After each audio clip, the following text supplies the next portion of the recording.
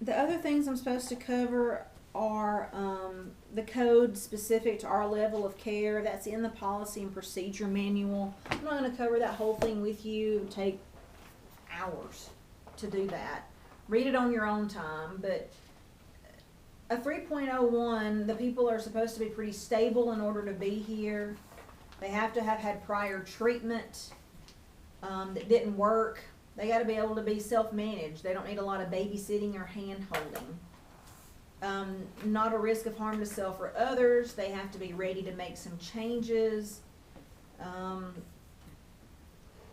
We're pretty, we sort of require the low maintenance people here at this level of care. It's supposed to be sort of the easiest. Not always. Sometimes people slip through the cracks, but we don't have to provide a lot of the more in-depth services a lot of programs do, because our people, this is like almost like a last step before they're back integrated into society. So again, we should have some pretty low maintenance folks that come here, but you know, that is what our facility is intended to treat. No signs of withdrawal potential, that should not be an issue.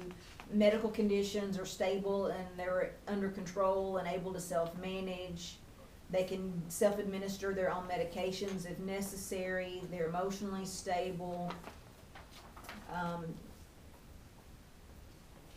So you guys need to make sure, for those of y'all that work nights, technically y'all are not just supposed to be sleeping all night. Y'all need to be up making rounds, checking on folks, making sure that everything's okay.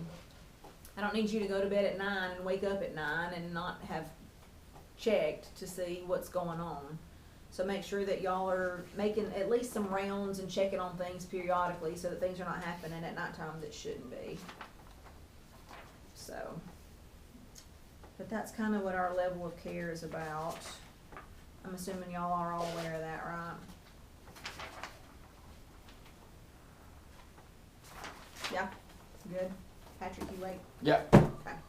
All right, last thing I'm going to talk about, I think, here's the policy and procedure manual. It's horrible, I'm just going to tell you. But if you have a question, if you're not sure about something, if you will go in this manual and look on this front page, it tells you all the main sections. The governing body tells you about all of our employers, basically, which is that board of directors and what their job functions are. It talks about personnel.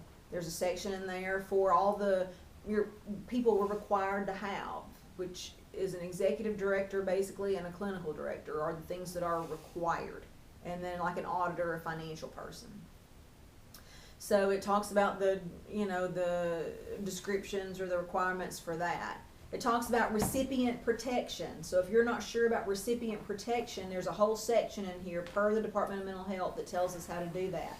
Same for infection control, incident management, performance improvement.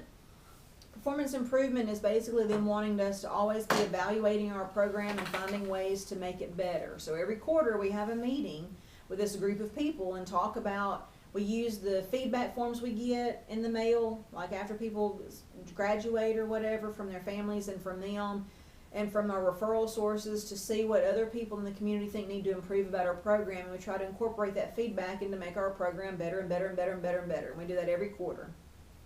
It talks about recipient records and the requirements of that. General clinical practice, which is how we're supposed to conduct ourselves. It talks about the 3.01 level of care. It talks about required services for people that receive funding, which doesn't apply to us because we don't have pregnant women or women with kids. It talks about our capacity of treatment for IV substance users, requirements regarding tuberculosis, HIV. There's a section for pregnant women, which is not applicable to us, so we don't have a big long section in there. Additional agreements, restrictions of the grant, a payment schedule, and what they mean by charitable choice. There's also some other sections in here too. But if you ever want a lot more detail than what I've just gone over with you very briefly, here's where the meat of all of that comes from. This is our operating manual. So if you have questions, it's always in the office in the cabinet in there, and covers, again, a lot more detail than what I've gone over with you today. Something else that I'm working on is a like a personnel manual. Used to, the policy and procedure manual had personnel stuff in there. Like, what holidays do y'all get paid to take off for? What sick leave, vacation, all of those things, you know, used to be in that, but they told me to take it out of this and put it in something separate, and I've not done it. But everybody here is supposed to have a signed job description in their file.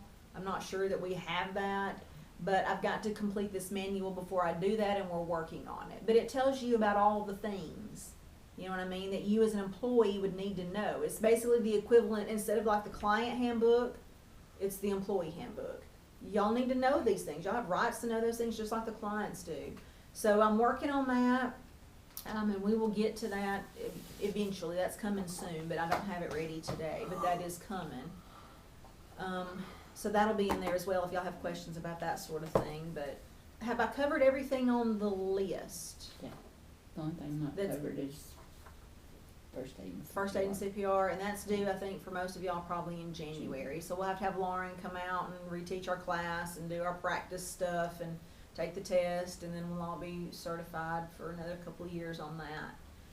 So the one thing I want y'all to do is every year we're supposed to be doing like employee, I guess, evaluations, and I know y'all did those with Brian last year, and y'all were supposed to get like a treatment plan for yourselves of how y'all were gonna work on whatever you were interested in, and I did type those up, I think, and gave y'all a little something to do, but that's Candace's department, so I'm not planning really on following up with that.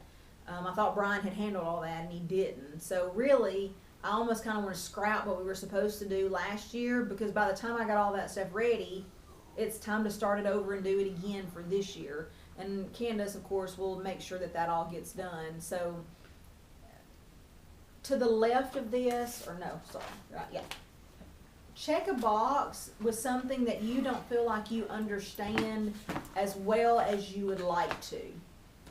And that will just put a check in the box for any of that. And then when you sit down with Candace, y'all will kind of go over how to learn more about that. That'll be part of y'all's employee plan for the year. The only one that didn't get one was Graham. Okay. And I didn't have his. I And don't think Brian did one with him. Brian didn't do All one right, with him. thank you.